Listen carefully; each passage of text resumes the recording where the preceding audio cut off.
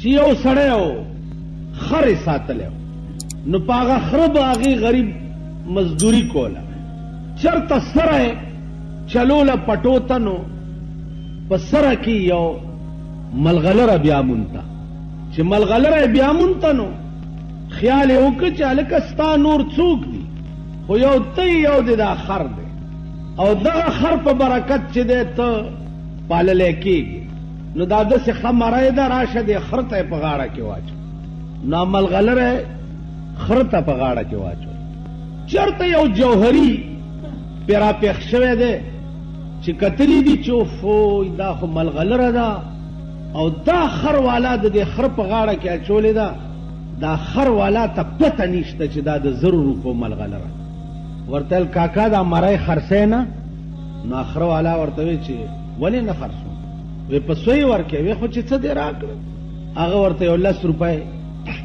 رئیس دي نو هغه وخت کې په 10 روپۍ 10 خر کېده 10 روپۍ چې خره والا کتلی دي لیونی شوی دی او زرې مری را پرانیستې ده د خره د غاړې نه هغه سړي له یې ورکړه او اوس په یو منډه روان دی چې هسې نه چې دا سړی بیا را واپس نشي چې نه عالمه جوهري ځان له په منډه روان دی چې د خره والا ته پته ونه لګي چېرته چې دا د 100 روپو ملغلره او خر والا ځان له په منډه روان جوهري هغه مری یوړه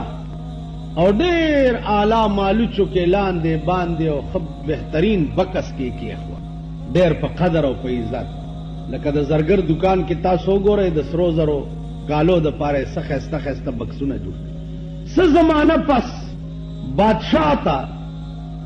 د هغه ملغلرې ضرورت شه چې کومه ملغلره کال پس په سپای کې یوه خیږي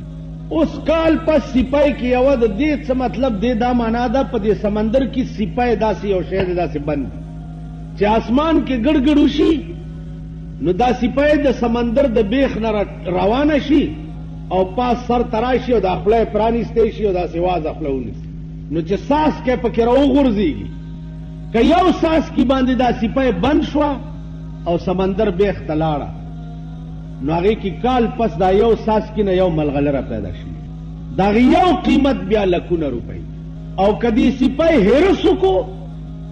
او خوله یې وازه نیولې وه دویم ساس کې تم نو کال پس پکې 2 ملغلرې وي خو د دواړو قیمت دغه یو عمره نه بیا نو ځکه مولانا روم وایي چې کاسه چشم حریصاں پر نشد کاسه چشم حریصاں پر نشد تا صدف قانع نشد پر در نشد وای د انسان د سترګې دي دام د حرس نه ډکي خو چې لږ شی راشي ورپسې نور وی چې نور راشي ورپسې نور وی تا صدف قانع نشد پر در نشد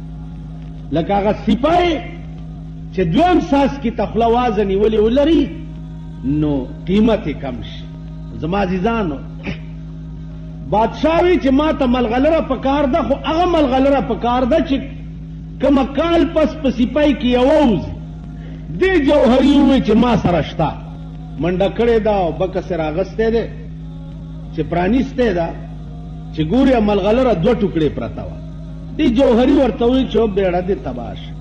د خره په غاړه کې خرواله اچولې وي نو نه ماتې دی او چې ما په بکس کې دومره په عزت او مالوچ لاندې باندې نو ماته شوه ملغلره ورته وایي چې زما بیړه مه تباه کوه جوهري بیړه ستا تباه شه خره والا که زه د خر په غاړه کې اچولې ومه نو خره والا ته دا پته نه وه چې دا د 100 روپو ملغلره ده کلي زه به خره ته غاړه کې نه اچوم نو اوس ما ته ولې شوې ما ته ځکه شوم چړه مې وچاودو چې تا ته زما قیمت معلومو او په دومره سپک قیمت ته واغستم په 10 روپۍ خروالا زه د خره غاړه کې هم خو هغه ته زما قیمت نه معلوم تا ته پته وه چې دا دومره اعلی اوچت شی دی او بیا دې په دومره سپک قیمت واغست د پاکستان مسلمانان کافر که په قیامت کې دوزخونو ته ځي او په عذابونو کې مبتلایي خو هغې ته قیمت نه دی معلوم د سردار کونین صلی الله علیه وسلم نه ورته قیمت معلوم دی د قرآن نه ورته قیمت معلوم دی د حدیث د جناب رسول الله صلی الله علیه وسلم تاسو بدبخت قومه څه به کوئ چې د قرآن غوندې عظیم کتاب موجود دی، د حدیث غوندې عظیم کلام موجود دی، او ستا د ملک فیصلې د پیرنګي په قانون کیږي. ملک د ملک به ښه ورځ نه ګورئ، ملک د ملک دا د زید عمر بکر خبره نه ده. ملک د ملک به ښه ورځ نه ګورئ. دا په کچرو کې چې په لکونو خلق ولاړي او د زندګۍ فیصلې د پیرنګي تعزیرات ته وړي وي، دا خلق به څنګه خو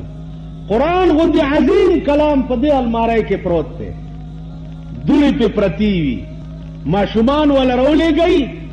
چې ورشه که سبق وی که نه وی قرآن خو به وشلی لږ که نه. دا غوندې عظیم کلام موجود دی او ته د زندګۍ فیصلې د پیرنګي قانون ته وړې، کیږي به څه؟ اوس نظام اسلام او نظام اسلام چغې وایې،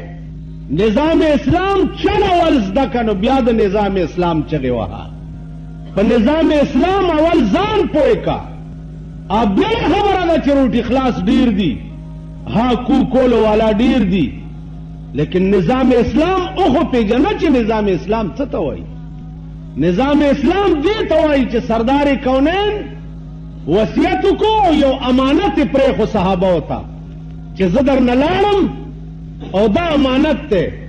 که دا امانت هم خیانت کو خو غرق یی، او که امانت هم محفوظ ساتلو نو بول بم بالای. سردار کونین وفات شو، اختلاف شو اهل مکہ و اهل مدینہو کے، اهل مکہ و اهل مدینہو کے. زه افسوس کوم پاغه خلقو چې خالی پر روټۍ درنه قرآن هیر شو، په چای درنه قرآن هیر شو، د یو چرک په هډوکي درنه قرآن هیر شو. قرآن خو اصل قانون دی، اصل. یا ایها الذین آمنوا ادخلوا فی السلم کافة، ادخلوا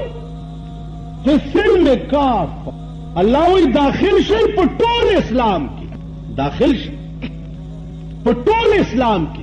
ولا تتبعوا خطوات الشیطان، او تاسو تابعداري د شیطان د لارو مه کوئ. نن دا خبره څنګه کې چې څه خور شو کنه، څه خور شو کنه، څه خور شو سور شو. راشي چې څه شوي دي چې نن د لاهور جنگ اخبار کې درته وښیم چې څه شوي دي. کوم ملک چې تر اوسه پورې ډلې سمې نه شوې، نو دا نور خلق به څنګه شم شي؟ ډلې سمې نه شوې. یو ډمه ده هغې ته ملکه ترنم وایي. څه شی ورته وایي؟ ملکه. نو ملکه ترن زه به بل څوک څه ګرمو، بل څوک څه ګرمو. د ورسک بند کې وایي سوری شوی دی که څه چل شوی دی نو کله به یو شړپ شي. ملکه ترنم بل به څوک څه ګرمه. تاسو څه حال جوړ کړی دی په کورونو کې؟ د ستاسو کورونه څه شی دی؟ هغه کورونه چې د مارغانو نر چرګ به په کور کې نه ساتلو، نر چرګ. هغه کورونه نن د ډنتوب اډې دي، هغه کورونه نن په شرمونو شرمېدلي دي. چا نه بگیا وای من از بیگانگاه هرگز ننالم، من از بیگانگاه هرگز ننالم، که با من هر چی کرد آشنا کرد. د قوم سال دی، د حکمران طبقه سال دی، کیږي بس پاکستان یو مسئلې ته پاتې دی چې مولا نه تپوس کوي چې جی که ووټ ورکو که ورنکو. زه څه خبرې ووټ ورکو که ورنکو، ووټ ورکو که ورنکو. ته تر اوسه نه پوهې سر دې د چرګانو چټو شه، تا ته تر اوسه پورې پته نه ده لګېدلې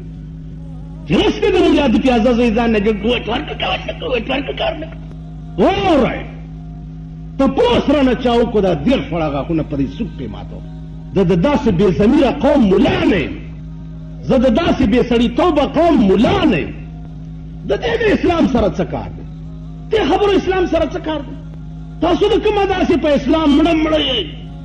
چې هله په دا یو ټکي کې چېرته ګناهګار نه شي. خپل کار کوئ، کار. سهاره راسې ما نه څوک کار کوئ. کوم قوم چې تر اوسه نه پوهېږي